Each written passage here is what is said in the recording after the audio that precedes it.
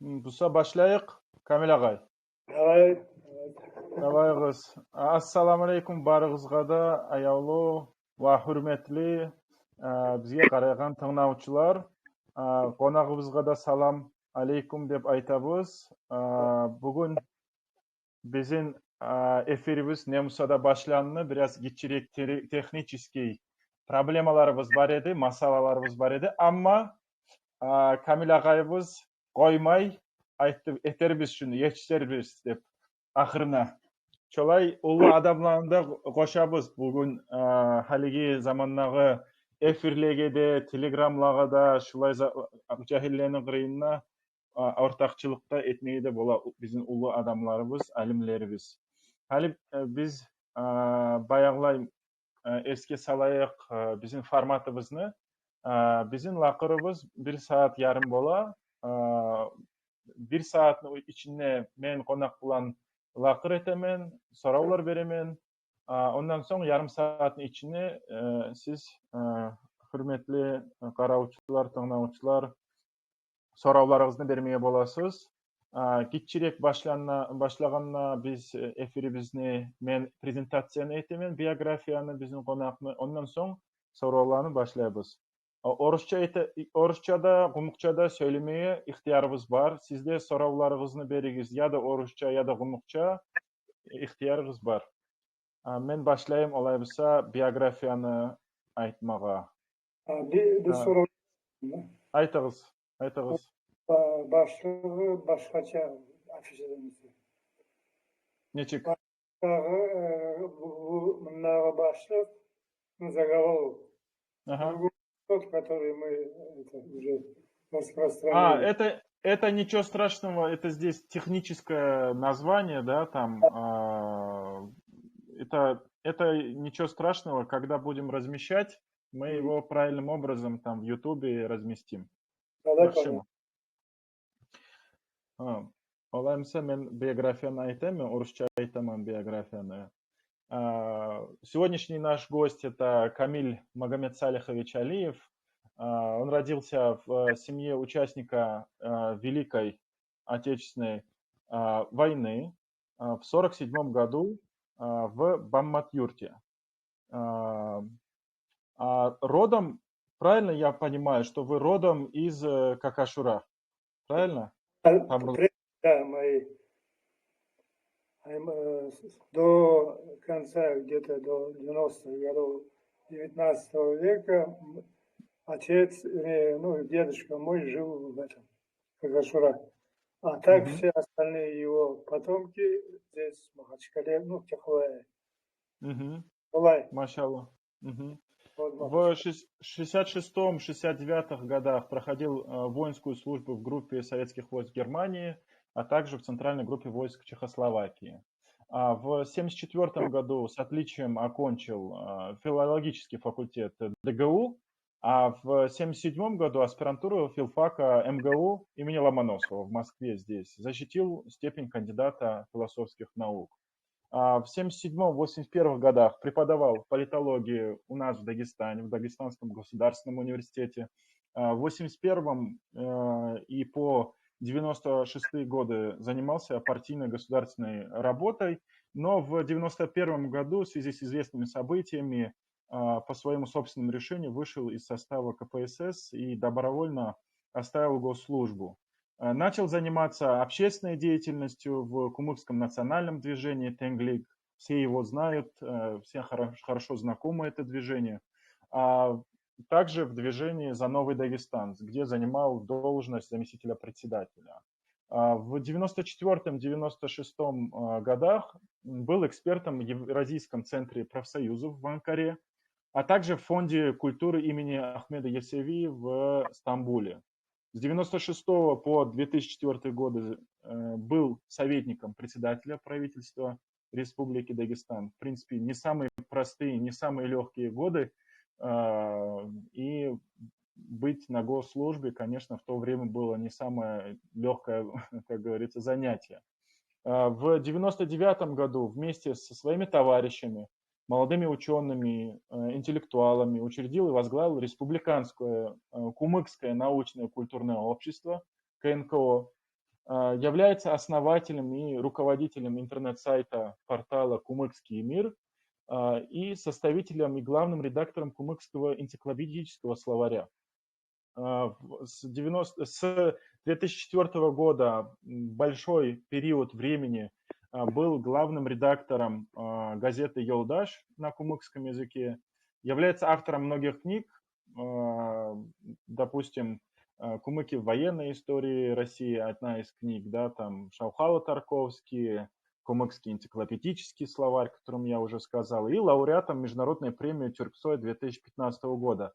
Мы от пиетета и всей этой презентации, которая, в принципе, наверное, многие из нас, из тех, кто следит за кумыкской культурной жизнью, наверняка знаем, но, Камиль Агай, мы хотим, знаете, мы здесь общаемся без галстуков, так сказать, достаточно вот на таком, в расслабленном виде, без всяких там, как говорится, каких-то там проблем, напрямую можем задавать вопросы, и нас вот сейчас слушают люди, тут порядка вот точно 10 человек, которые в онлайне, они потом смогут, если что, задавать вопросы. Камиль Агай, просто, знаете, бывает интересно, вот у человека как жизненный путь определяется, как он, допустим, с детства решает, какую профессию выбрать. И наверняка это обычно бывает связано с какими-то ранними воспоминаниями в детстве, с селом связанными, с родными, с семьей, которые говорят, может быть, ты это направление выберешь или другое. Вот как определялся ваш вот этот жизненный путь, уклад, что вы именно этим будете заниматься в своей жизни? По-русски отвечаю? Можно на кумыкском, можно на русском. Ну, хорошо. Ну, жизненный уклад и вообще где-то довольно значительной степени дальнейшая судьба каждого из нас определяется семьей, семейным воспитанием, традициями этой семьи. Ну, как вы сказали, отец тоже родился в такой интеллигентной семье.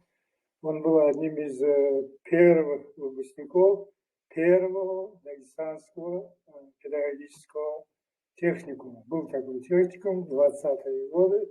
Он первой группе выпускников этого института. И это, видимо, так судьбой было предначертано, то, что до меня в Кумыкской национальной газете свою трудовую деятельность начал и отец мой. Зав. Отделом этого издания.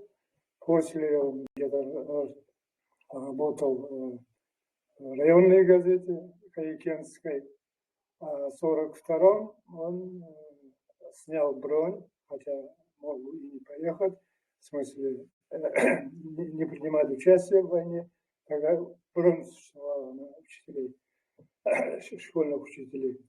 Ну, забрали его на Дальний Восток, по-моему, там 1,5 года провел на Дальнем Востоке, ожидал, что вот-вот нападет на Советский Союз и Японию. Поэтому так я оказался, его служба началась там, на Дальнем Востоке, а впоследствии перебрался в Подмосковье. Ну, перебрался, это не значит, что он уже был этим солдатом рядовым, его направили в военно-политическое училище по тем временам, Карповское военное училище. И по окончании этого училища он оказался на Западном фронте, был во многих странах, войну завершил в 1945 году в Вене, Австрии. Оттуда их перебросили, ту часть и тех, ну, уже к тому времени он был офицером, перебросили на Южный Азербайджан.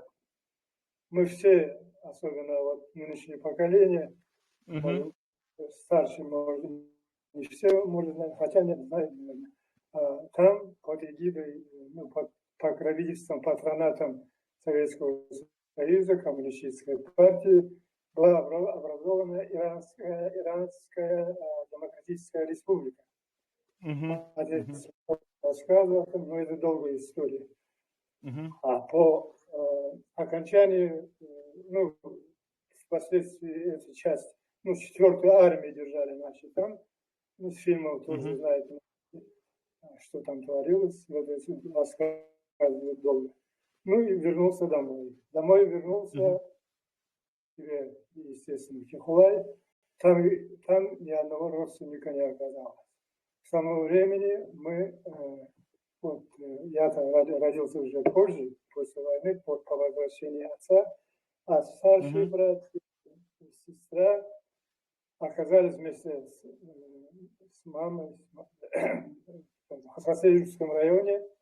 селение Османюрт. И до 1953 года, до смерти Сталина, жили и работали там. Отец был председателем колхоза, а Мгм. впоследствии вернулся в Махачкалу. Вот такая предыстория могу, хотя его судьба тоже заслуживает того, что о нем его знали. Я писал статьи, вот, например, моя статья о Азербайджане и других местах очень хорошо знаю. Мгм. Первое, что я написал, как раз о том, как Багиров, тогдашний первый секретарь Компартии Азербайджана, друг Сталина и член Государственного комитета обороны по Северному Кавказу, вот, оказались здесь. И дальнейшая судьба уже тоже. А впоследствии работал уже на радио, Мгм. директора радио, ну, даже радио комитета. Вот такая история. Ва, машалла, А получается. родился в Бамбат-Юрте. Есть такое ам, чеченское село. Мгм. Мгм. Жители выселены в Среднюю Азию, там, Узбекистан, Казахстан. Мгм. И по возвращении в Кумыки, не дождавшись решения по этому вопросу, самовольно вернули. За что, Мгм. как один из наших руководителей говорил, советских, за что боролись, на то и боролись, и здесь тоже. Вот Мгм. такая. э, Машалла. ну, Машалла.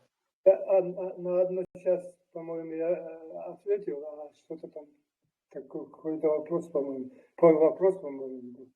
Под вопрос, siz neger sayladığınız şulay yoluğuznu? Да, вот, да, асыл сұрауы. Ну, я Мгм. сказал, я, естественно, связал с судьбой отца, с семейными традициями. Вот, особенное внимание на мой выбор, на мою судьбу, такую ученого, оказал старший, Мгм. который недавно, ну, месяц назад скончался, к сожалению, Аллах рахмет Allah етсін. rahmet etsin. Вот он сам, надо же, вот два человека из нашей семьи окончили МГУ. Мгм. Такая судьба. Ну, естественно, потом уже вернулся, хотя мог бы и не вернуться, там предлагали там в Москве найти. Мой научный руководитель, вот, к концу моей аспирантуры, ну, как раз во времени моей защиты, его пригласили в Варшаву. Ну, Мгм. тогда это назывался социально-политическая теория и история, Мгм. есть научный коммунизм. Ага. Предмет, может быть хорошо, может быть плохо, что не преподается в наших вузах, ну, чистая наука. Вот. Ну, вот такая Кам- история. Камил Была ағай, siz бұлай Мәскеуге нечік түшіп қалдыңыз дағы институтқа? Мына Дағыстанға бардыңыз. Москва университетке түшмеден уже в 8 классе, ну, после 7 я уже знал, куда поеду, в какой вуз буду поступать. Даже не МГУ, а брат как раз в то время учился в аспирантуре МГУ по филологии. А Мгм. я готовился поступать уже вот со школьного возраста, 7 класса. Ну, я не зря назвал Салава.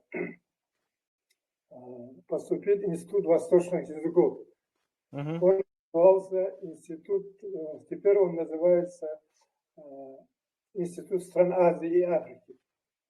Ну, на первый экзамен был иностранный, я на французский, в школьной программе очень хорошо знал. 8-ю школу окончил в Махачкале, ну, под Кахлаем. Один из первых выпускников кахлаевцев из 8-й школы. До этого тоже были офицеры, ученые, мои братья, военные братья, тоже окончили вузы, по тем временам это огромное дело было. Ну, тогда на басталар, если Мединститута парткомом руководил, көп yıllar Dagenergan'a yoldaşlarımdan birisiydi. Ну, anayaktан мен İhlas olanın tutumdan. Atağımız Ali Sultanoğlu idi. Bu birisi biri göre atağımız bu gazette biraz zaman işleyen son Rostovo'yu bir okudu. Rostova. Высшее образование получил. Он, ну, там случилась какая-то драка, и он оттуда вернулся домой. Ну, чтобы как-то скрыть следы свои там, я семейные секреты выдаю, вернулся домой и поменял фамилию. То есть фамилия Али Султанов, а он взял только вторую часть, Али Султанов. Отца, дедушку моего, к сожалению, дедушку я не видел, ни прадедушку, ни дедушку не видел. Я родился в 47 вот такая история. Камиль Агай, а вот я еще даже чуть-чуть хочу уточнить, да, ondan alda болған затланы ақтармаға сүйемен, сіз армияға барған заманна яңыз bir paçalıkka barmadınız. İki paçalıkta armiyada askerlikte turdunuz. Germaniyada, Çekoslovakiya, o zamanlar Çekoslovakiya. Ona bulay korkulu tugulmedi o zamanlarda ona службаны yürütmegi. O zamanlarda biliyorsunuz bu sosyal dediğimiz aktarıydı da bizim askerler hali ülkelerde Polşa'dan başlayıp Germaniya, Vengriya var da şu Varşavski Dağar'a doğru geliyordu olar. Ve судьба членов семьи, отец тоже мой служил по части, я служил, ну, отец на меня служил, батальон особого назначения. Вот не надо только вот вспоминать слова специальные операции сейчас проводят дальше. Да, это мы не будем касаться. Да, политику оставим. Ну, тогда чехи захотели строить социализм не с советским лицом, а с человеческим, такой термин. Некоторые диссертации писали потом. Социализм с человеческим лицом. Вот первым захотели такой социализм построить наши братья чехи. Я служил в Германии, ну тогда 3 года училась, да, askerde yeri en kolay askeri bölükte düştüm. Birine bir Rus tuğladan birine verip yönetim şimdi. Onlardan Dağıstan'ın. Onunla o şu kavgalara başlanan zamanlarda biz bilirdik şu Çekoslovakya varacağımızı. Bu radyo elektronlu razvedka da birileri razvedka devayet koysa eşine şpiyon bu.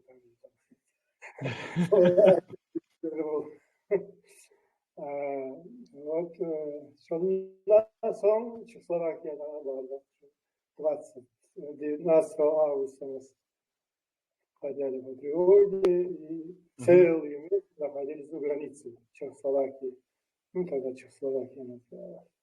А потом перебросили с теми же полномочиями, то есть функциями, да, Чехословакии. Чехословакия, когда третий год отслужил я. И что тамаша olmadı yarayı o zamanlarda ben şulanı bitirdiğinde 11 klasını bitirmeyeydi. 15-11 klasını bitirmeyeydi. Bu orta bilim almak için. Ben arkadaşım kaytağın zamanla beni olan kaytağlarını arasında köylüsü de bu uçuyor. 2 yıl kaç düşkün ediyor. Oğluk. Asker oğluk. Şolay ben de kayttım, özürlü de kayttım. Bu bayağı Allah başıma giren umutlar, kulağlar daha da kayta gelir. Ben ettim Moskova var. Çok adet oldu. İnstitut Vostochny Язык. Вот. Ну, olay haber. Anlayman. O İnstitut Azии Afriki mi? O instituttan köp tanışlarım var. Onunla da meni özüm gimonu bitirgemi. Olar da biraz bizim yolga bir teң biraz. Международно-правовой факультетini bitirgemi. Ну, вот я поступал в турецко-арабское отделение.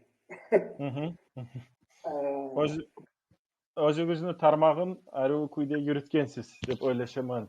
O sayalı oğar sizin bilimigiz ondan soň Türkiýeге da barmaga boldygy siz işlemeye Ankaraga da Евразийский центрге da kulturny fondlaga işlemeye başladygyz. Amma şulay ondan soň siz biraz politikalı şu KPSS bilen partiýny hukumat iş yürütedigiz. O tarmakka ne çakırdı mı sizin işlemeye? O zamanlar aspiranturanı bitirip disertasyonda yapıp kayıtlarında kolay varyantta var Polşalarla ulaşımı. Bu hatamız o zaman nasıl var söyledim, yazdım hadisini yok. Şöyle imkanlıklar, yollaşımdan birlikte sana faydalı olacağı şu gelsen şunları. Bu ilmi yoldan uzatmaya muradı verdi. Havan bilimini, sınavını, kavzatı yok kaydında bir ya. Ben o zaman yaşam yollaşımda var ev. O var ne duruyor ben Moskova'da. Neredeyim ya? Onunla geldiğinde 4 yıl işledim ben. Şuayb Magomedov da var. Doktor исторических наук. Bugünlerini alimimizde bizim. Ben onun kafedrasını işledim. Özümün bir muallimim, üçütülüm misafir edildim o adamı. Sonra mekeli bilimleri, işleri olan adamı, orada ortakçısı. Vaystım, bununla işledim kafedrada. Fizfak'ta, Fakultet Sovetskiy Targovli'de en aşağıda şu fakülte. Bu aslında var koyuyor bu gavuşlukla. Bir yıl işleyen, bir semestr işleyenle bağladım Şuayb Magomedov işleyen. Şuayb Magomedov flaytlerim var diye. Öyle oldu. Yoldaşım Sovetskiy Targovli. Şimdi işlemedim. Hiç şimdi. Bunlar bizim karşılarda işleyenlerin 99% onu vermek geldi. Sen sana ondan getir yola veriyor beni başa fakülteye. Ne zaman tam никакой педагогической атмосферы нет. Bu bayağı akçalar yayıl geldiğin zaman hukumat buzula turedi. O zaman anlayman. Hukumat buzula turedi deymi o zaman o sayal gıyınlı bolgandır dep oylaşaman. O ilmu yaktan, ilmu tarmaktan. içine partiya oldukta Qaytağanda, Dağıstan Qaytağanda 20 yıl başıma etti. Игорь Григорьевич Петров. Основатель, кстати, социологической ассоциации, первой советской ассоциации социологов. Şu yıllar bu sosyolojiye özgür ülkelerde var ya bizde yok. Geçen alınacağını bilgenine ait kamille yaxshi simulyator там вот давай так ты идешь на кафедру Шугай Магомедович o'zini kadrına al ne yaşlanmadığını tavsiye ediyor. Aydan'ın olayı bunu yanaşımı adamlar günahlarını mahvetsin. Bu gerçekten adamlık bulut yaktanına değil bu adamı. Terem bilimli. Yani bunu yapınca три революции на Северном Кавказе. Сама название говорит. Этих 3 революций. Чем занимались? Чего эти 3 революции совершали на Северном Кавказе? Да. Olay Kamil. Ben sana голову отраздаю, тебя обязательно пригласят на партийную работу. Смотри, не отказывайся. Это вот политологу, там, занимающимся социально-политической теорией, обязательно надо там поработать. Смотри, только долго не задерживайся. Чтобы деформации не было, да? Да. Профессиональной. Şolay. Maşallah. Ondan sonra hani şu olan işler, bunların bilimlerini, tutan yerlerini, o da bir bilimi alıyor, kaydasıydı. Университеты мои вот такие были. Да. Самые такие годы, когда и шишки набиваются, и этот опыт набирается. Но вот в тот самый период как раз мы подходим к тому историческому времени, когда пошел развал Советского Союза. Самое, наверное, непростое время, хотя мы сейчас смотрим как бы с оглядкой на это. После 98 года кризиса, 2008 года кризиса, 2014 года кризиса, и сейчас вот 22 год для нас тоже, мы сейчас наблюдаем, да, кризис. И вот хочется просто понять, каково было ваше ощущение в 91 году, когда исчезло государство, и вроде как вы в направлении этом социальном, да, партийном направлении, вроде в общественно-государственном, были встроены в этот аппарат, а тут говорят, перестраиваемся на рельсы абсолютной рыночной экономики, у нас теперь другое государство, мы отворачиваемся от этого социализма, приходим к тому, что рубль и доллар управляют всем, и живите как хотите. И, пожалуйста, в тот же период возникает, берите сколько хотите суверенитета, парад суверенитетов. Идет вот этот период, когда, наверное, самые большие волнения, наверное, в душах были. А какие у вас были ощущения в этот момент? Ну, 91 yıl ayet ettiniz. Сами сказали про 90-е годы, 91 год. Это год распада нашей страны, вообще распада всего. Вот такое время было. Я к тому времени в обкоме работал. 6 лет в горкоме заведующим отделом был. Махачкалинского горкома. 6 лет вот в обкоме успел поработать. Там, сперва зам заводделом, потом какое-то время его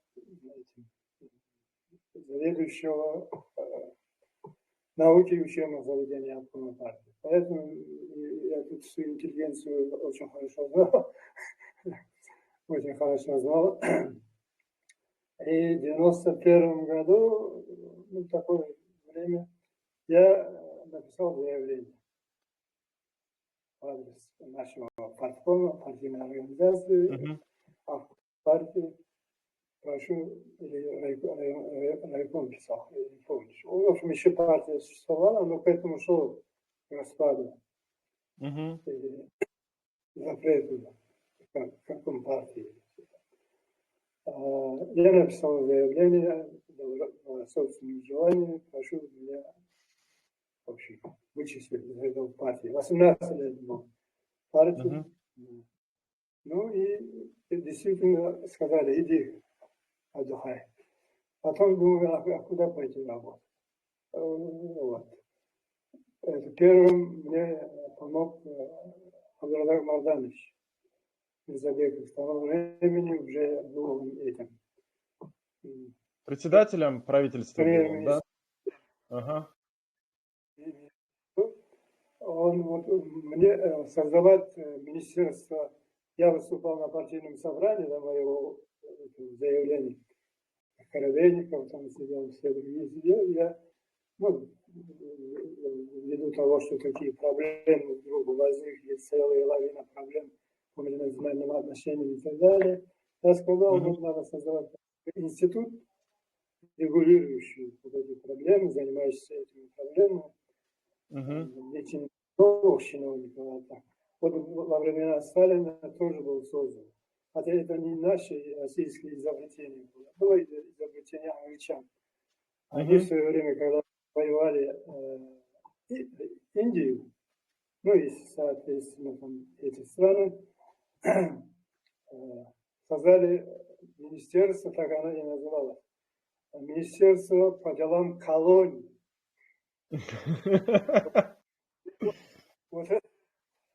Вот это предложение не понравилось. Эти предложение понравилось, что я назвал его в английском варианте, да? Не межнациональных отношений, а ну, понятно. Да.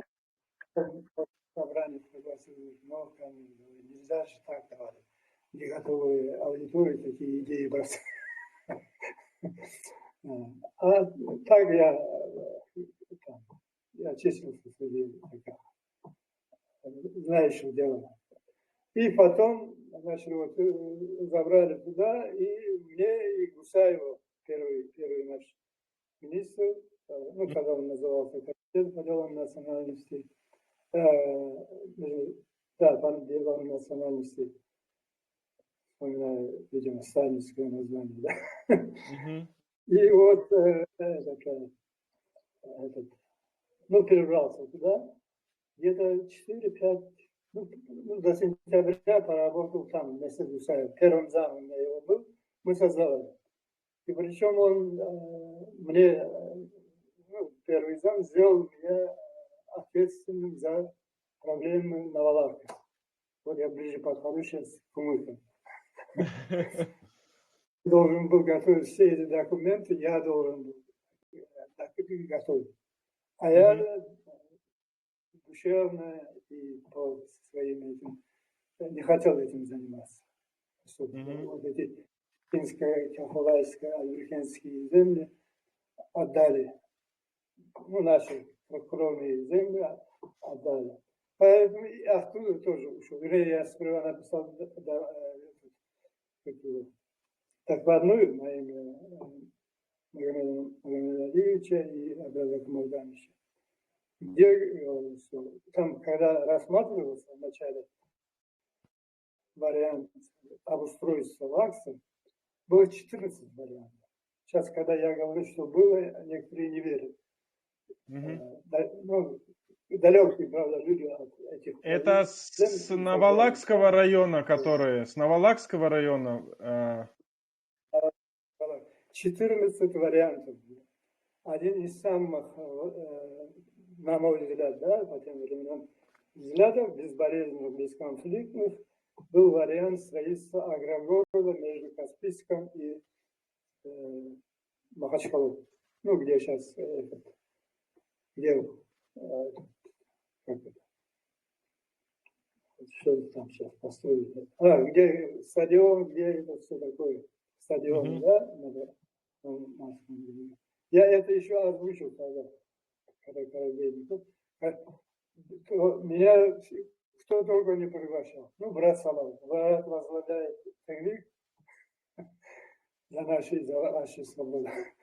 А младший брат там занимается, там, представляет, вроде решать должен эти проблемы. Ну, я говорю, вот так, вот так. И это докладной состав, что вот я хочу заняться наукой и вообще там такие двух вариантов, не вариантов, какой-то их написал, и Магомед и я обладал Мардановичем. Если вот то-то, то-то, то-то, я прошу меня освободить с работы. Ну так, Мухаммад Али вообще не пригласил, и Абдулла Марданович пригласил. Если ты меня послушаешь, говорит, я бы тебе не просто сказал, но как более опытный, может быть, чем ты, работник, товарищ, ты остаться, ты больше пользы принесешь своему народу и Дагестану. Это его слова. А когда Мухаммад Али приглашал, это не к тому, чтобы их противопоставить, хотя такое противостояние уже там зрело. Тогда еще. Он с обеда вернулся, я говорит, слушай, уже 2-3 раза звонят с приемными, начал главы, когда он председатель госсовета, ровно 2 часа, говорит, ты там будь. Я говорю, ну хорошо, а что за вопрос? Ну, я чувствовал, наверное, с этим Навалаком. Я как раз, я вообще не люблю никуда опаздывать. Я лучше раньше приду, чем потом опаздывать, просить прощения, опоздал. Ну, и где-то без 5, по-моему, я был уже приемный. Секретарша говорит, давай, быстро заходи. Он уже 2 раза спрашивает тебя, пришел, не пришел, пришел, не пришел. Ну, я зашел. Остался, встретил, хорошо, там разговаривали, проблемы Кумыков, стал мне, значит, объяснять. Вам объяснять про проблемы кумыков? Да. Вообще он знать он хорошо знал. Он, например, я никогда не забуду его слова, говорит, ну, Камиль, ты же в обкоме работал. Ты же, вот я один раз видел, он его, когда это вопрос обсуждали, я тоже оказывался в этой группе людей, обсуждающих, предлагающих. И тогда он говорит, 19, говорит, вопросов. Вот письмо написали тогда от имени техника, от имени Кумыков, 19 вопросов. Он это письмо тоже перед ним лежит, перед Мухаммад Али. Магомедовичем. Магомедович говорит, вот, Камиль говорит, вы, говорит, конечно, в содержании, там, знаете хорошо, наверное. Но я напомню, говорит, вот 19 правильно, вот такая, ну, все перечислили. Вот эти 3, ну, сейчас тоже, за то, что не изучают, ну, его, о чем он говорил, я хочу сказать. Вот, говорит, эти 3 проблемы, говорит, в ближайшее время я обещаю вам, и вы можете говорить мой контакт, вот эти проблемы мы решим. А еще там несколько проблем и среди нас. Ну, в ближайшее время, не в ближайшее, а впоследствии, в перспективе решим. Еще что-то говорил, в конце назвал он те проблемы, которые, он прямо так сказал, которые никогда, другой будет никогда не решаться, невозможно решать. А какие это проблемы? Какие это проблемы он обозначил? Какие проблемы никогда не решатся в Дагестане, он обозначил? Да. И, ну, автономия, мы же, эти 19 человек, которые, сколько там, подписали. Первоначально это движение называлось, до проведения съезда называлось движение, кумыкское движение за поддержку перестройки, то есть Горбачева. Горбачева поддержку. Ага. Ну, я тоже был сторонником Горбачева. Сведения, что недоговоров не было. И, в общем, и спрашивают, ну что скажешь ты, Камиль Магомед Сайлович? Ну, я начал отталкивать свои идеи сказал. Да, хорошие идеи ваши. Ну, вот, если притворим, если не притворим, вот там, то. Ну, это сказал и замолчал. Кстати, со мною до меня там сидел, далее, ну, оказывается, из-за меня поэтому торопил Тажитын Бижанов. Знаете такого? Я не знаком. Будущий министр юстиции из Кувейта. Тоже в Тенрике был вначале. Ну, в общем, разошлись. Ну, и тем более тогда я... И к тому времени, я же говорил, вышел из партии, членства, покинул партию. Вот, покинул, и это вот еще один вопрос, который он мне задал. Какой был?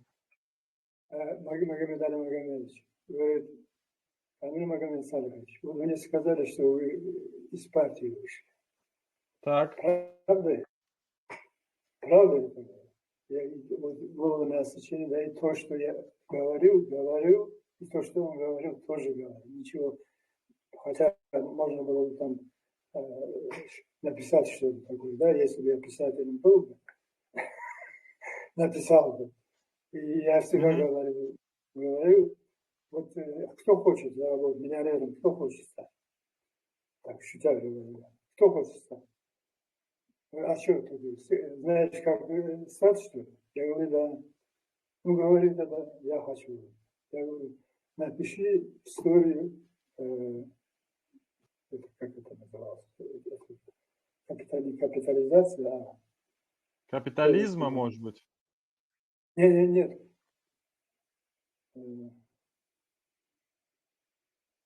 Прихватизации мы обозвали потом. Приватизация. Напишите историю приватизации Дагестана. Я не говорю про советские, ну, наши страны. Слишком масштаб, не по моему мышлению масштаб.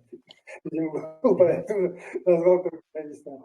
Ну и действительно, если кто написал или даже напишет, это будет вот такая книга, которая рассекретила многие стороны нашего перехода к человечеству. Вот после этого так, перешел, был, наверное, мне надо было поступать в МГИМО, перешел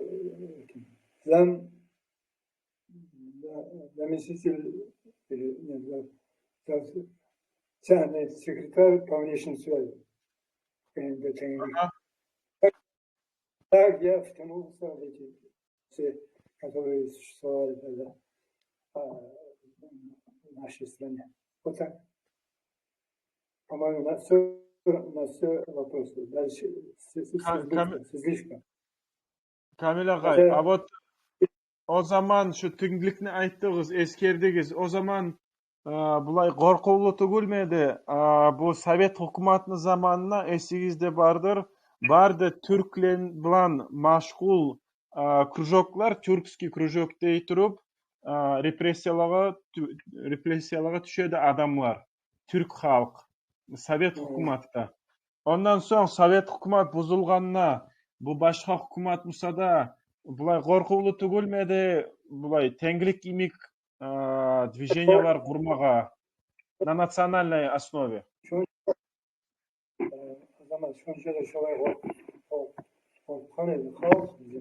Интеллигенция Дагестане сам большим числом представителей интеллигенции, народом, образованным народом, была интеллигенция, соответственно, процент интеллигенции тоже были кумыки. Вот если вот возьмете, Шугарий Магомедович тоже говорил, проводил такие примеры. Ну, слышишь меня, да? Да, да, да. Что-то фотография исчезла.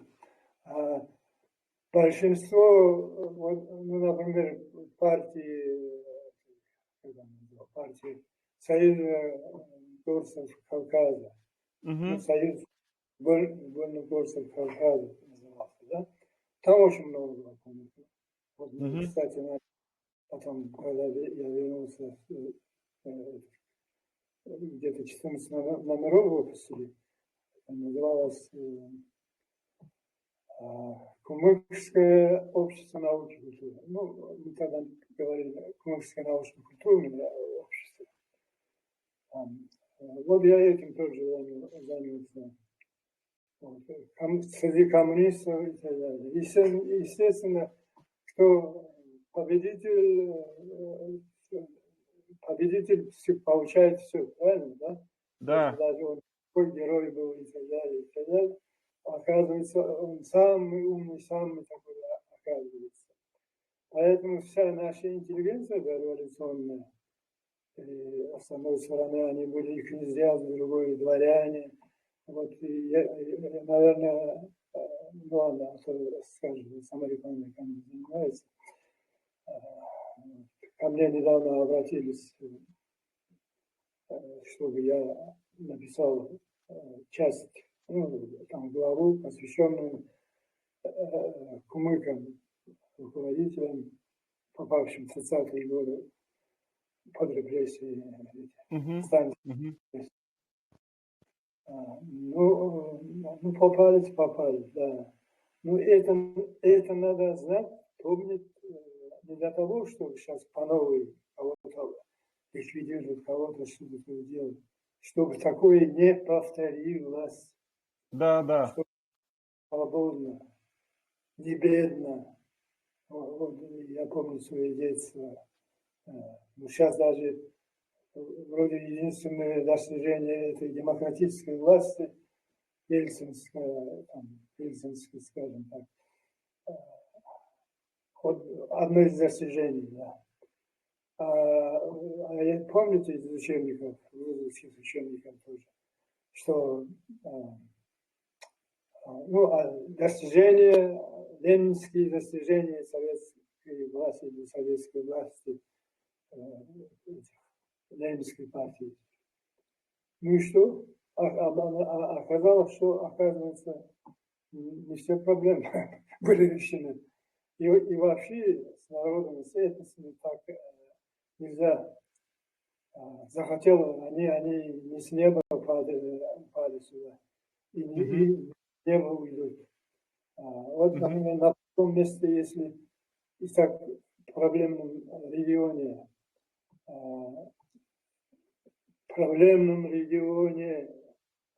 межконфликтном или конфликтогенном регионе, эту проблему там все дело, чтобы замалчивать, эта проблема когда-нибудь даст нежелательные, так сказать, свои результаты. Вот такие дела. Камиль Агай, а вот получается, что вы этот еще заманна нечикте болдуңуз машгул шо теңлик булан. Ondan soň oylaşdyňyz, gurdaşlaryňyz bilan birçe gurmaga kulturny, naучny şolay soобществоны va özüňizni ýoluňyzny tarih bilan nechikde ýaşagyňyzny tarih bilan maşgul etdiňiz. Goşdyňyz özüňizni. Özüňiz tarihçi adam tugul ediňiz spesializatsiýaga görä. Нечикте, була айтып болмайбыз туура, потому что филология в основном, деп, если смотреть, ДГУда филология була, политология була, амма тарих жок эди. Амма сиз өзүңүз ойлашып, шулай биздин тарихни ичинде вакуум бар экенге O'zingiz boshladingizmi shu yo'lni tutmaga? Adamı o здесь я sizler tamamını razı olmayayım. Aha. Если филолог, это что там, преподавание одного языка, литературы и так далее. Hı hı.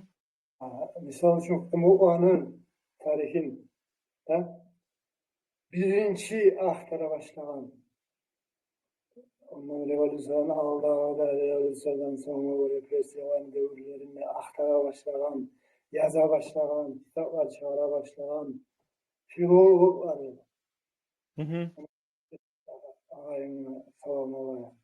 Он чистейший воды филолог. Самая ближайшая наука, особенно которая ближе всего стоит истории, это литературоведение. Hı hı. Это уже, вот и сегодня тоже. Вот мы, Кумыков имею в виду, не только Кумыков, ну, раз я говорю, как Кумык или Кумыков. И сейчас тоже мы на свою историю, будучи филологом, мы смотрели и смотрим, многие из нас смотрим чужими глазами на свою историю. А народ, самый первая из наук, вот если человек не знает свою науку, не овладел историей, своей историей, а не учебниками, которые иногда наши некоторые пишут, ну, в соответствии с ценными указаниями вышестоящих каких-то разработчиков истории. Она очень во многих случаях, особенно что касается малочисленных народов, но в данном случае внимание истории должно определяться не количеством или численностью этого народа, оно отношение, значимость ее определяется. Чем определяется? Вот заголовок наш здесь нет, поэтому я... Tarix yazmaq, siz tarix yazmaq deb aytilgan. Я перехожу на русский язык. Вот в основе нашей идентичности, ну, всех народов, идентичности, которые себя считают отдельным народом, они говорят нации. Нацией тоже становится, если этот народ или союз племен или так далее, в основе его самосознания сидит история, его собственная история. Вот мы, например, в наших школах и в вузах тоже западноевропейскую историю, литературу больше изучали, чем свою собственную. Откуда у нас самосознание тогда возьмется? Через что? Через вот эти наши шлягеры, современные кумыкские шлягеры, что ли? Она что? Они что, вырабатывают у нас свое национальное самосознание? Вот послушайте музыку. Вот эти гиганты наши, Татар Мурада, Баряд Мурадова, другие. Это они вырабатывали наше самосознание. Вот типа за последние, не знаю, ты в Москве, наверное, живешь, да? Да. Вот последние, дома часто бываешь в Дагестане? Каждое лето. Район... Буйнакский. Буйнакский район, селение Эрпели каждый год посещаю. Ну вот, да. Хорошее селение, с богатой историей. Хорошо оттуда вышли вот, молодые современные историки тоже. Без этого нельзя. Поэтому к своей истории нельзя так относиться, как к какому-то истории какого-то там, каких-то там, слова не подберу. Kamil agay, men sizga aytayim, o'zimni opit. Закончу мысль. Вот, Ага. вот значимость народа, самосознание, сильное самосознание имеет тот народ, который знает свои истории. Вот, например, если вот иногда часто слышим, мы представители самые многочисленные народы, многочисленные относительно Дагестана. Я да, хорошо очень признаем, что мы самые многочисленные. Но самой богатой историей какой из народов? Первые два государства на Северном Кавказе. Мощные государства, которые, ну, по крайней мере, ну, два века, 17-18 век, сдерживали экспансию, северную экспансию. Там, например, сдался Казань, город Казань, государственный, внутри государства. Астрахань завоевали они. А здесь у нас у Кумыкова не смогли до 18, до Петра Первого ничего сделать с Кумыковым. Или вы считаете, что некоторые пишут, был такой поэт, который меня обвинял, что я занимаюсь восхвалением турок. Ну, тюрков в множественном числе, не только современных турок. А себя считал большим патриотом Дагестана, большим патриотом России.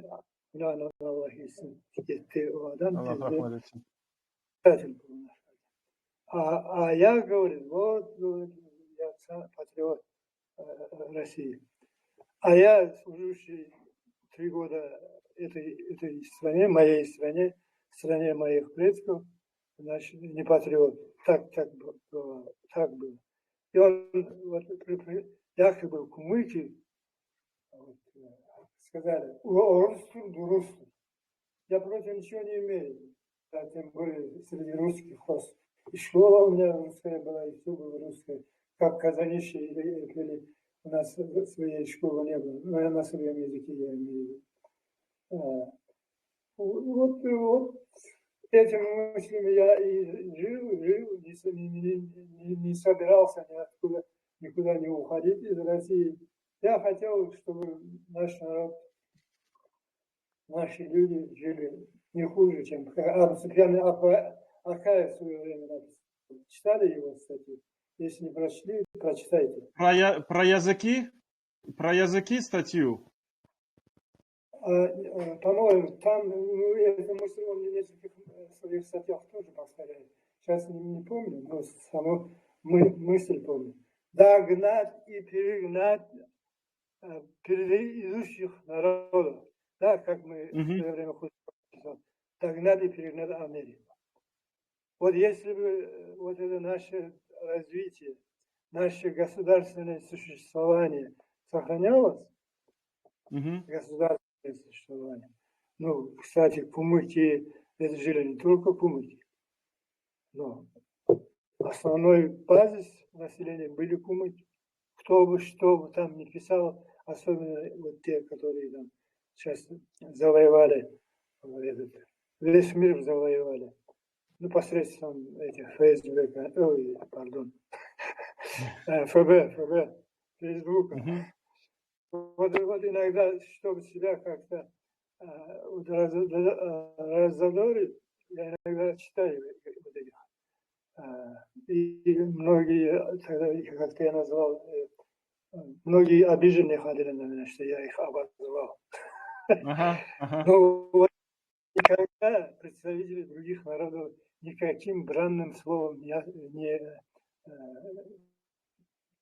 ругал.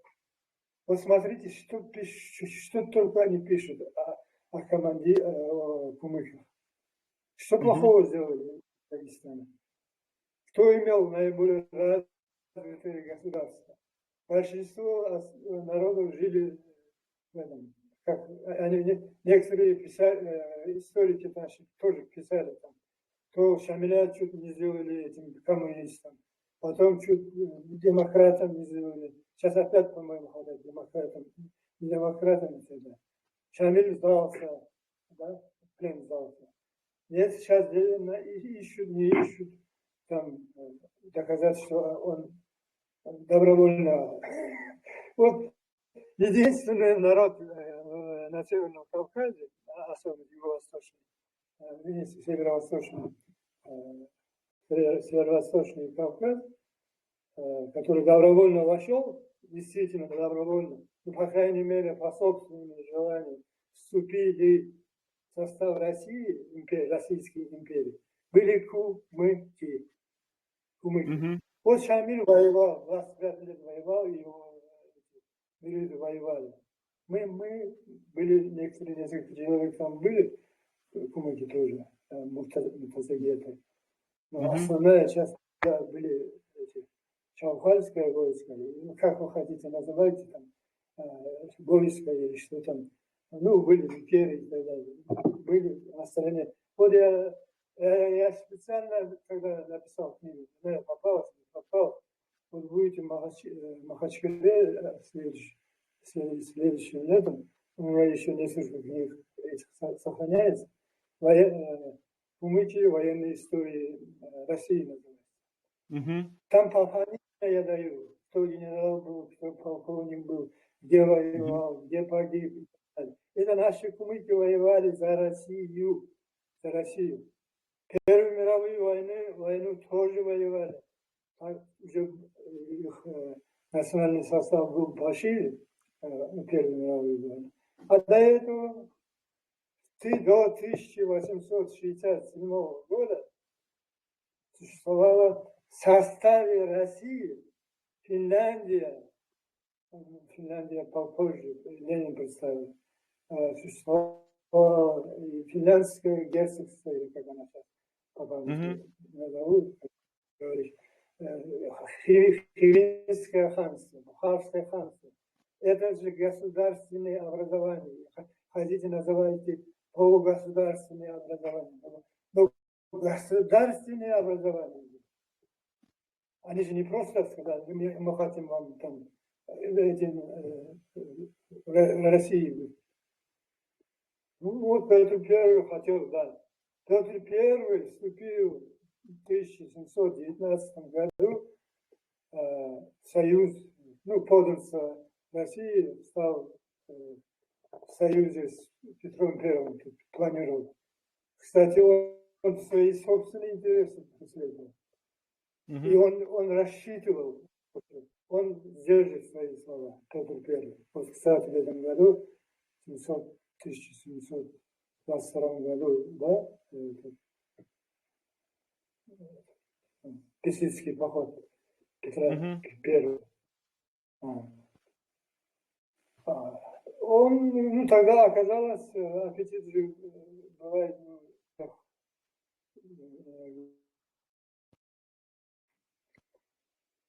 а он хотел до самого Баку, я не восхваление Андрея Тарковского. Он хотел землю от Баку до Терека себе забрать. При азербайджанцах сказали, вот еще один империалист. Камиль Агай, у нас вот по регламенту мы сейчас переходим к такому блоку, да, там, когда мы даем возможность нашим гостям тоже задать вопрос, к слушателям. Но перед этим я тоже обратную связь дам тому, что вы сказали про формирование идентичности, личности, да, как бы через призму истории. Я хочу просто сказать, что я вырос на ваших книгах, на ваших статьях, на вашем сайте. Я читал много статей. Для меня вы были источником вдохновения, получения этой информации. У нас, у кумыков, конечно, любят восхвалять своих людей, когда их уже нет и когда они уходят в мир иной. Но я сторонник немножко другого подхода. Я хочу благодарность сказать, я сейчас лично сам от себя и от других людей. Я вырос не в Дагестане, в основной, да, жизни с 9 лет. Я вырос на территории других регионов России. Да, в Янао жил, в Москве живу сейчас. И я, читая эти статьи, для меня открылся этот большой мир. Тюркский мир, евразийский мир, русский мир, в котором я понял, да, прочитав эти ваши статьи, ваши книги, я понял то, что я есть часть огромного мира, культурного пространства, начинающегося от Китая, заканчивающегося в Великобритании, понимаете? Это все мое, как бы, это моя часть меня, как бы, это все наше. И нельзя ничего от этого отрывать. И русские наши, и тюркские народы наши, и мы очень сильно взаимосвязаны и переплетены. Просто вот хочу сказать большое человеческое спасибо, что вы это делали, и на основании того, что вы сделали, да, там даже энциклопедический справочник, сегодня работают все ребята, там делают какие-то публикации в Инстаграме, в Ютубе, какие-то ролики создают, да, то есть вы копили эти труды, скорпели над этими книгами, но это не остается безрезультатно. Кто-то берет это и трансформирует во что-то новое, понимаете? Баракалла сизге, Аллах разы болсун сизге. А сейчас я просто хочу если у кого-то есть вопрос, пожалуйста, руку поднимите и задавайте, я вам дам такую возможность, да, технически. Вопросов много, у меня может продолжаться даже такое. Вот сейчас мне лично присылает человек по имени Абдурагим. Ассаламу алейкум, хурметли гупну ортақчылар ва тыңлаучылар. Мені бермеге сөйген сұрауым шулай болacak. Камил ағай, bizim халыққа тілні сақламақ үшін қайсы yolunu izlemeye gerek? Abdurrahim Soray. Ну, тілni sağlamak yoksa Karayska'da bir masala. Neçik sağlamayı hep sorayım mı? Sorayım. Ne yolunu sağlamayı? O da misal için Avrupa'da zakon yoluna değil her hukukçu yaş bize asanasına sorar. Bunda halimine men turağan yurtta çakırıp ugalar ve onu asanalarını soray. Olar başka mıraklar var soray. Yani bağırda en durup bu diyete neye taraftır bu muhtil. Aman üyeye söyleyip olayı hakkı yaşayanlar da var. Neyse biz onu oku. Bu gerçekten olur problemi var. Sağ olsun. Muhtilini biliyorum ben sen. Даже muhtilini biliyorum ben. Muhtil bu zaman zamanla muhtil. 19. 30. yılların ahırına yeri ikinci Dünya Davunu ağına yeri muhtil ortak dil bulgan. Bu yollarda. Muhtil. Buna interes için aytayım. Bu yer bir repar. Dağıstan'da boğan paşanın askerinden Nüneveski bir şey olmuyor. O onunla sonra hal tilleğinde o sırada ismi şu var. Tilleğinde her rayona her terminoloji olan zaman o zaman provinsiyel области не помню. Sonra yüzük her rayonda yaşayan halka karakteristikler yaşıyor. Ekonomik, politik, sosyal. Onda yüzük de yazılan yüzük.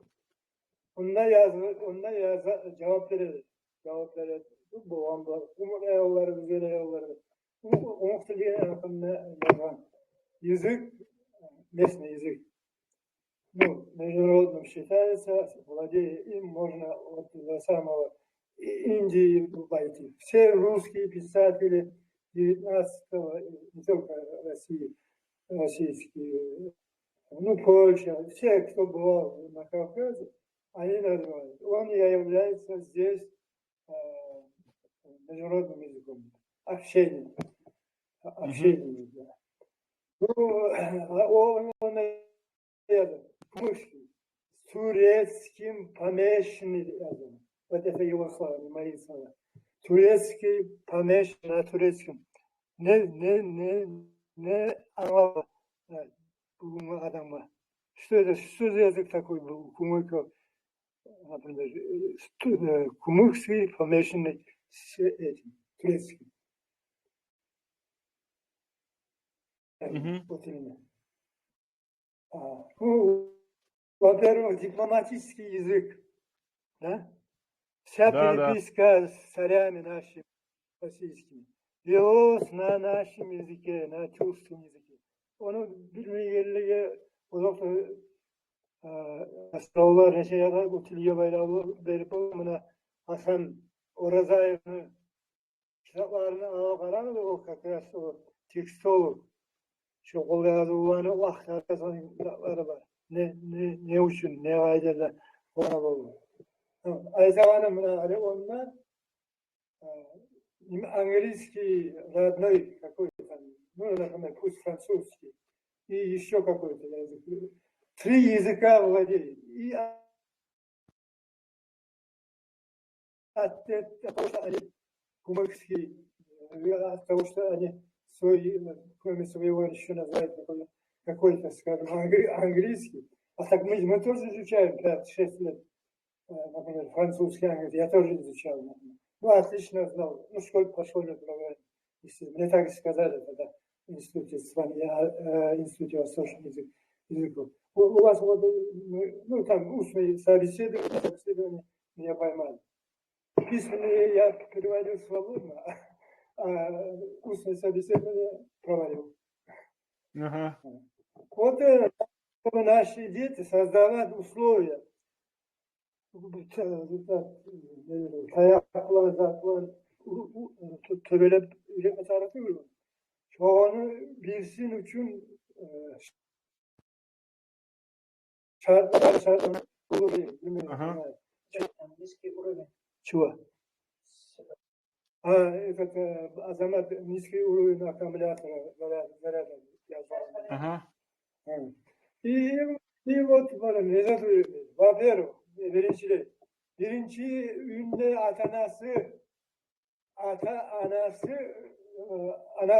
dilinde, üzerine dilinde söylemeyerek yaşlarında. Buna bu kazanışlar var mı yok bilmiyorum, var mı olsunlar. Onların birisi Kiev'de кибернетик. После окончания Киева, ну, жена русская.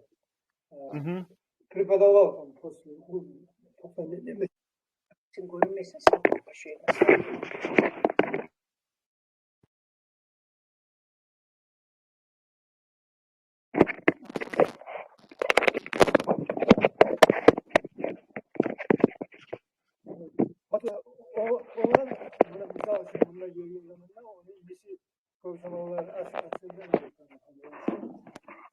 her yıl gelelim. Üyede ben bir soradım ama. Kayden ayrılırken bu ara. Ben üyede umukça söyleyeyim. Umukça söyleyeyim. Buna şehirde halk köbüsü hali zamanla için terenge düşmeye mi? Terenge sözü gelip tayağı mağada diye. Некоторые мои 2 внука, к сожалению, еще не владеют родным языком. Bir, tek o yüze söyleyen til olan o tilini öğrenin tuğul var. O zaten. Tamamen. Для этого, ну, опыта такого, я проблемами подготовки или обучения родным языкам не занимался. Но если кто-то очень серьезно хочет заниматься, пусть изучает, например, немецкий опыт решения этой проблемы. Onlar bile özünü nemis dilini de, İngiliz dilini de, Nemeski dilini de. Ne onlar bola, bizimkiler niye bola. Kamil ağay. Bizde mesela artta 2 yıl, 2 yıl. Ağustos'un programı vardı. Cuma'da 2 ders var. Ana dilini tiyişli derecede öğrenili bizim şuralarda da kim aytып bu? 2 saat ders var cumada tilli öğrenip olalım. Bolmay. Buna seninki kaysıdır bu tilleri? İngiliz dili mi ya da nemis dili mi? Meniki iki tilini öğrendik biz institutta. İngilizce, İspan tilde ve men özüm fakultatif etip, özüm төлep akçada iki semestr aldım Türk tilini de ve Arap tilini de. Özüm algan edim şulay fakultatif biraz o zaman alayım. Otarmakta işi dağdan meseleni yengüle bilmeyelim. Ana tillerini. Mesela şöyle umuktil geçeyik. Umuktil mesela şu avar tili olan, derzi tili olan ya da bir başkası olan Dağıstan'dan tilden eğitim haliyle. Olanın imkanı arı tiller tüyü. Ne basıyor onu? Neye tüyü? Hali bu ne? Dünyanın türlü yavlarına, yerlerine Türk tillesi, Türk de bu Türeski oruşça. Türeski de Türk dil, Azerbaycan tille Türk dil, Kazak tille Türk dil. Dilleri onlar hemen sen şu fikrini yürüteler. Moskva aline. Bu dulu vedaca ne понимает. Dulu не понимает у нас в Дагестане, например, аварцы. Подлых, если бедные дети изучают одновременно два языка. Аварский и 3 языка. Аварский, свой бодлихский и еще какой-то. И русский. Вот это проблема. Biz Umuk dilini bilemezsek, daha da 22 dilini anlayırız. Ürünme şkolada, burada öğrensek ki, şu bizim tilimizde var mı? Ben de aksaramam. Türeski, Umukski, Türeski information. O zamanın terminoloji olan Türeski ya da Türkski yazı. Azerbaycanlıların dili. Biz Azerbaycan Rabıtavan uğruna isyoğuna mı vladeyim? Özler Türklerçi Anadolu. Bizden talep etmeyerek bizge ten ihtiyarlarını. Если это государство равноправных народов, как раньше говорили, да, равноправных, то должны вот создать, не просто öğrenimizde, öğrenmek için imkanı vurmak için, doldurmak için paçalıklar olur. Rüstümün mü daha? Tüpetüs. Men anlayman siz aytan zatını. Bu kitaplarını okumam mı? Onlar Arapçada, Türkçe Arapçada. O yazık doğruda ulici. O ara sen bir cuma bir ay tutursan, bir ay tutursan, sen o dilini öğrenirsin. Oranla söylemeyen dilini. O kaydada söylemeye bacarasın. O zaman bir daha dersin. Vallahi vapurosuz oluyor. Aydemir da. Abdurrahim da. Aydemir da. Abdurrahim zadaval. Şunda buna ben özümle 4 ay, 5 ay Ankara Üniversitesi'nde şu Tömer'de Türk Dil Öğretim Merkezi'ydi. Center for Education in Türkçe. Ben de oramda söyle babamsın. Açal söyle babamsın. Temore abaşı bir yana hakkında ayfan sözleri var. Şu Türkler Osmanlılar değil bunlar o zaman. Bu Osmanlılar bizim Umuk dilini bozup darmadağın etsin. Kamil ağay, men özümüne süyemen koşmağa bizim Umuk dilde kop oguz kipçaklardan gayrı oguz elementler var. O sayalı bizde bolabız, olar bilan lakır etmegi, özümüzün ana tilimizni bilsek. Dağda bir zat var, siz ayttığız, adabiyat, tarih bilan birçe bola dep ayttığız. O adabiyat hali bu saat İbrahim Agay Mahtibekov бар, мына тыңнай тұра. Біз бұл проектні yürüte İbrahim Agay. O bulay открытиялар da açadı. Bu bir sözünü alıp dey, bu bir sözünü alıp qarayman dey, ma'nasına, terin ma'nasına qarasak, alдағы sözlerini alıp, sözlüklerini de alıp açıp, ulu tarix çıgar. Etimologiya деген наукада бар. O sayalı o etimologiyadan табылақ bizim tariximizin de çıkarıp olabız. Ama hali dağı da bir sorau Mikail Agay siz soramaya süyemediniz mi? Hali az zamanımız qala, qısqaça siz sorağız, qısqaça Kamil Agay siz de beriniz cevap. Assalamu alaikum. Eşitlemsiz meni? Aleyküm selam. Ben eşitlemedim. Kamil Agay, biz sizin bilan tanış bolganık. Azerbaycan televizyona gelgende siz neçe aytayın?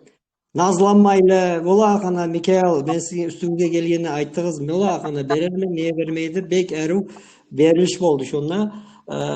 Yaşar ayta 3-4 kere Azerbaycan televizyonda görsettikkenler. Siz de eru söylep o istoriyada, tarihte kalacaksa o передача eru gördü olarda. Men hele barakalı bildirme söyleme sizge, siz etken çağa işke kimge de o neçe eteyim o bacarılığına değil, her kim de özünü bir tarmağı boladı. Siz özünüzün tarmağınızda kopcan etkeniz millet sayalı. Hali men bilmeye söyleyeyim bir soru var. Şu hali mına Naveşi diyen, даже Naveşi istoriyada böyle bizim alda insta okuduğuna aytada Naveşi istoriya tam. Sağlarda hali bir saat bol turan ahvalatlığa qaraganda siz neçik göresiz? Biz kumuk millet şu ulu Türk milletine koşulu bularmızmı? Şolar bilan işle bularmızmı? Oynukta Sovet Hukumatı zamanına yartı yurtu da tugul, ona вообще bu koymaydı işlemeye. Hali çıktı son 90'cı yıllarda Türk soydu bir daha zaten boldu zaten hali işleme Türk soyda koymaya bulaydı yaqlana. Hali bu artta bol turan ahvalatlığa qaraganda bu ben qarayman Türk milletler Rus milletliğe bu Rus patçağı da biz bakta biraz kıymışılı yürütür. Şu siz neçik oylaşasınız? Bizim biz gitçi millet bizde Karaganda ulu Türk milletke de bir gitçi zaten bu tağı bolu kalabız bir neçik eteyim bir radnik deb aytağan koyu orçça. Siz neçik oylaşasınız şu onu? Bizge gelecekte var mı şu ulu koşulup taşkın bolma şu neçik eteyim Türk milletke koşulmağa var mı bizim imkanlarımız? Bizge hukumat çetim etmeli komitelerimiz esizi gele mi? Neçige sizi gele size? Все? Вопрос? Все? Ну, прежде всего по-русски скажу. Вот надо избежать какое отношение к этой проблеме. Ну, я называю это потребительское. Вот в вашем вопросе тоже есть, вроде отталкивается от этой проблемы. Но я сам тоже говорил, что государство должно создавать. Да? Почему тайник возник? Потому что больше уже некуда было. Мы оказались, и землю потеряли, теперь язык тоже потеряли. Литература, почитайте даже наши Юлдаш, почитайте книги, kitaplarını okuyun. O arttağı, ne dersen o bütün halkına aytıp, eğer o arttağı 10, 20 yıl, 30 yıl olsun, 30 yıl alaya.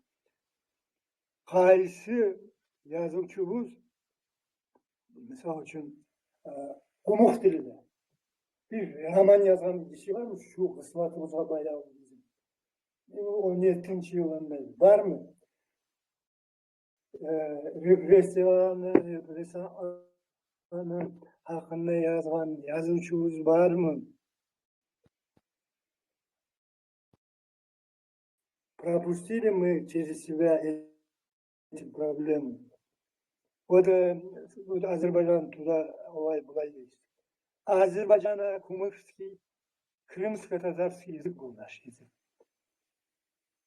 Золотоордынский язык – это вот такой синтетический язык был. Вот некоторые говорят о том, что три народа – это почти один народ. Да? Мы не один народ, sen ayttığın millet. Millet bu yalnız o söyleyen tilsiyle bayrağı değil. Tilgiyle bayrağı. Tek o zaten tilini bilmek, her mesela için Umuk'un hakkında aysan zamanında. Umukça söyleyen o da öyle.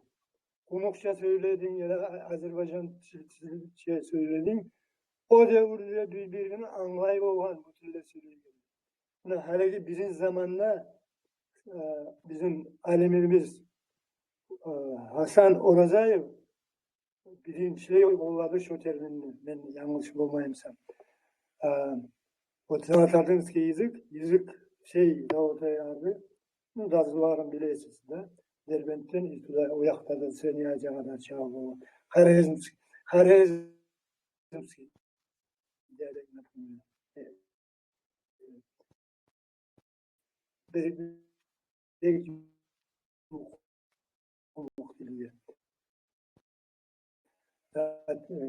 Gorski или побережный диалект крымских татар.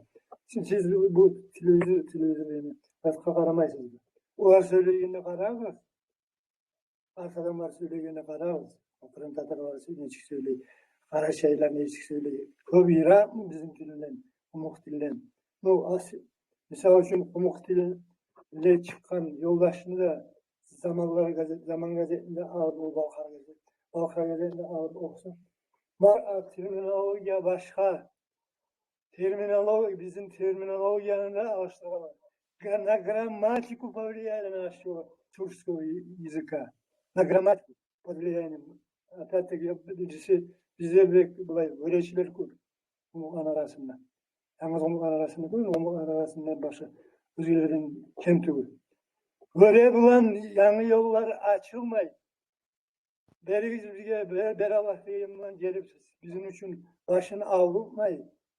Her halk özü oylaşmaya yeri topraktan başlamayın. Toprak ne olayı, ne olayı. O masalalar var.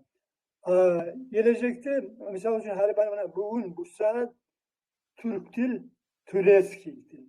Türkçe olmasını bekliyorum. Sistem официальным языком стал в Европе. Официальным языком. Bunlar bizi o devirde şu bizim bize devam altın orada altın paçalık dil Zalatardınsky язык. Он имел варианты свои. Açtım bildirim. Хорезm'de misal için крымско-татарский бедавары. Вот наш язык, старокумыкский язык, о котором и Гербер писал, и Шекспир писали, это был старокумыкский язык. Eski Kumuk dil. Hasan это написал, что это северокавказский вариант Тюркии. Северокавказский вариант. А кто здесь жил? Почему мы не говорим, да, наш язык вот старокумыкский или старо-северокавказский язык, вот такой язык. А языки-то кумыкский язык, такой старокумыкский, под влиянием двух, скажем, siz görген misiniz, говорится, что там какой-то грамматике было написано. Грамматика кумыкского языка. Нет. Вы найдете, вот, например, Тимофей Макаров. Misal için getiremem. Bu uzun sözün biraz kısaltmaya söz olur. Так. Кавказский татарский язык кумыкского наречия. Да. Наоборот, кавказского наречия. Вот что такое наш язык. А несиет mi dedi? Uyumasın. Kamil ağay, barakallah. Hali men dağı da bereyik, ihtiyar bir ahırıncı soru bolsun. Mamat Başir ağay, siz soramağa söylüyorsunuz bir zat. Hürmetli Kamil ağay, hürmet ama o var da şu canlı verilişine anlatçıların ne sorulmuyor.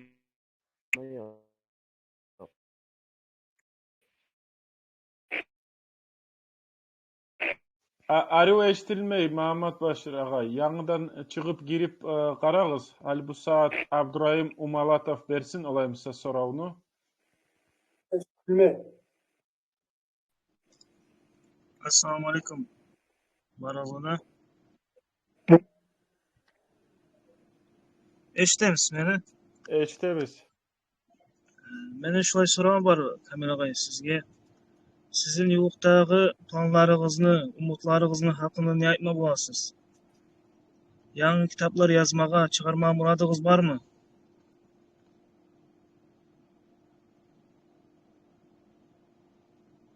Barakallah Abdurrahim.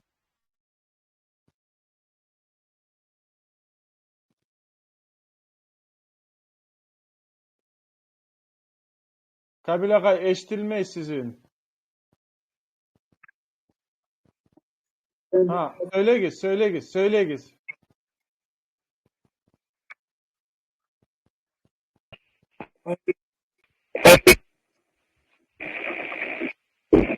Azamat Ben- işler mi?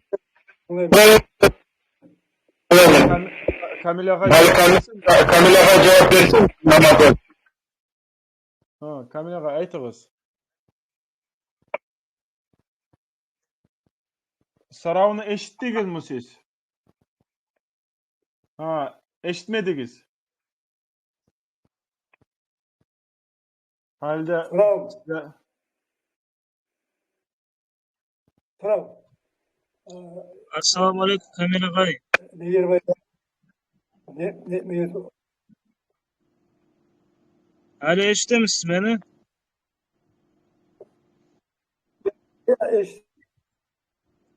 Meni shulay so'ragim bor sizga. Bilmedim. Sizin yo'qdagi planlaringizni, umidlaringizni haqida ne aytmoq bo'lasiz?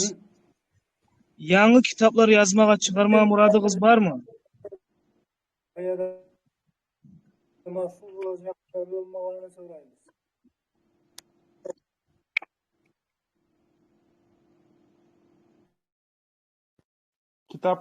kitaplarını soray Kamil ağay.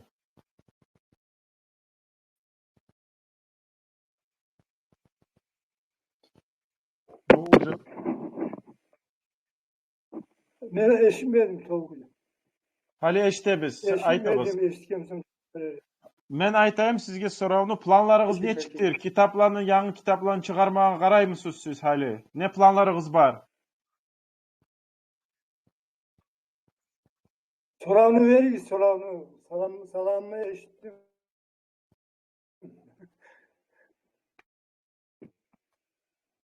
Sorağı ne? Hali eşittim de burada.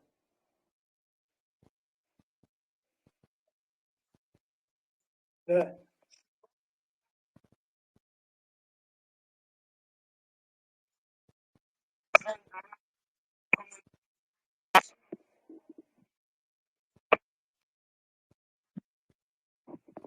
Allah bu bitti mi sorağı? Sorağı bitti. Paruski, Aha. Aytığız. eşitemiz. Eşitemiz. Beni eşitemiz. Eşitemiz.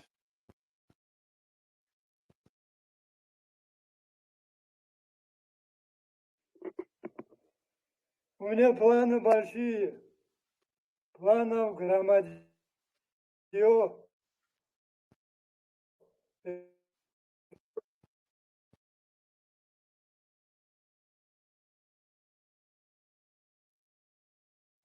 Планов громадье.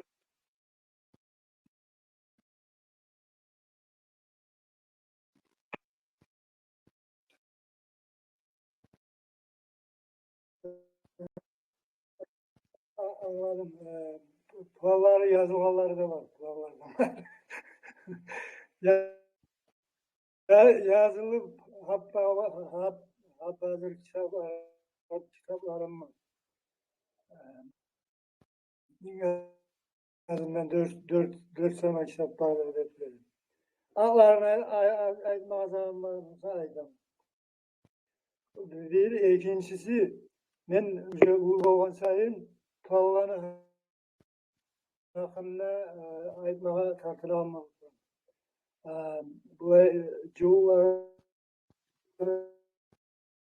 aytılan sözü var. Не говори о планах.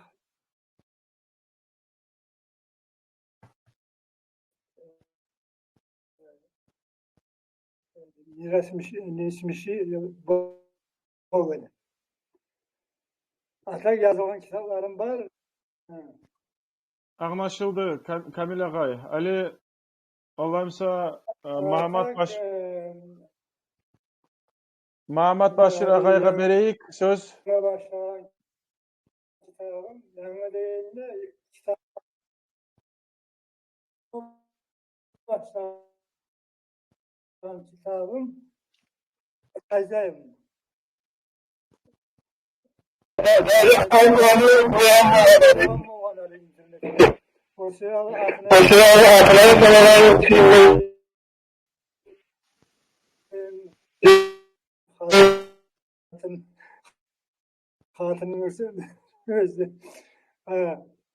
Государство Тарковских Шамхалов kitap oluyor. Kitap hazırlıkla borç olmayı kupaya çıkıyalım var. İnşallah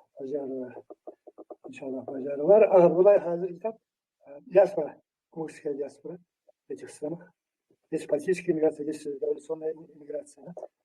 Будет Кумыкский генерал kitap olmuş. Kitap taşıtılan. Son represi. Türk dünyasına represiyalar diye kitap çalıyor. Türkçe. Şunlara bağlı satılıyor. Bunlar da bağlı. Hani durumlar bu terör usulleri işleri. Böyle söyleyeyim. Onlar bana tanıştığım mesela bir Baysultan'ın şkolun üçüncü bilgiler. Ben de bilgim güzel. Sarısıyla. Şöyle kadar iş var. Kamil ağay, bizim reglamentimiz reglamentke göre bizim zamanımız bitti. Sizge barakallah bildirmeye söylemen bizim yaktan bu Kumuk Sözlük proyekt yaktan. Allah razı olsun. Dağı da yol varboz. Eştemen. Meni eştemsiz. Dağda yezik biz yolgarboz inşallah. Dağda eterimiz berilişini biraz связны dağda tergep niyet öylesin. Bu yezik mikrofonumuz sizin mikrofon yaktan biraz kıyın edi tığnamağa. Ama dağda eterimiz canlı berilişini. Yazarman men olayımsa sizge. Kalganları eşitedir. Allah razı olsun. Görüşürüz dağı cuma hamis gün 9:30.